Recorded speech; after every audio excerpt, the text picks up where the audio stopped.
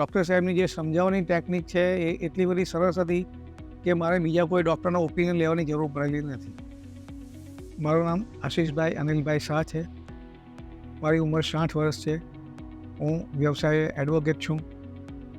છેલ્લા 2 વર્ષથી હું ડાયાબિટીક પેશન્ટ છું. મને જાન્યુઆરી મહિનાથી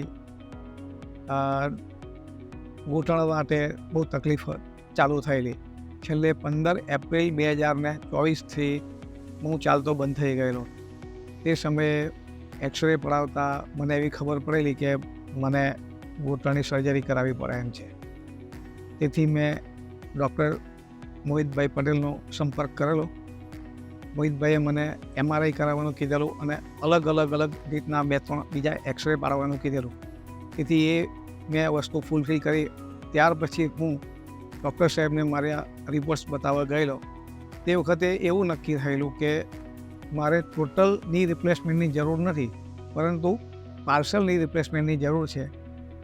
તેથી મેં એમની સાથે વાટાઘાટો કરી અને પછી ઓપરેશન કરાવવાનું નક્કી કરેલું. તારીખ 27મી જૂન 2024 હું મહાવીર હોસ્પિટલમાં દાખલ થયેલો.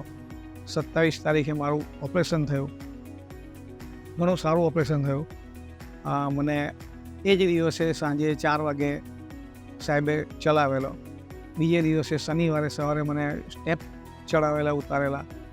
સાંજે પણ સ્ટેપ ચડાવેલા અને રવિવારે મને રજા આપેલી.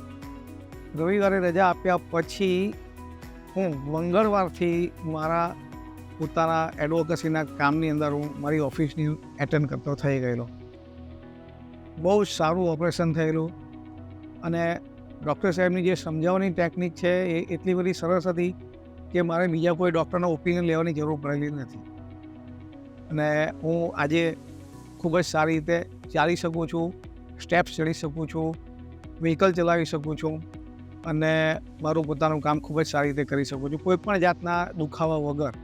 લગભગ 15-20 દિવસ આરામ કર્યો પછી હું ઇઝીલી ચાલતો થઈ ગયેલો. ફિઝિયોથેરાપી મેં એ પહેલાં ઓપરેશન પહેલાં મેં લગભગ 1.5 મહિનો ફિઝિયોથેરાપી કરાવેલી અને ત્યાર પછી લગભગ મેં 15-20 દિવસ ફિઝિયોથેરાપી કરાવ્યાથી મારું ઓપરેશન ખૂબ જ સક્સેસ ગયું છે અને હું ખૂબ જ સારી રીતે અત્યારે પોતાનું વર્ક કરી શકું છું, ચાલી શકું છું, દોડી પણ શકું છું.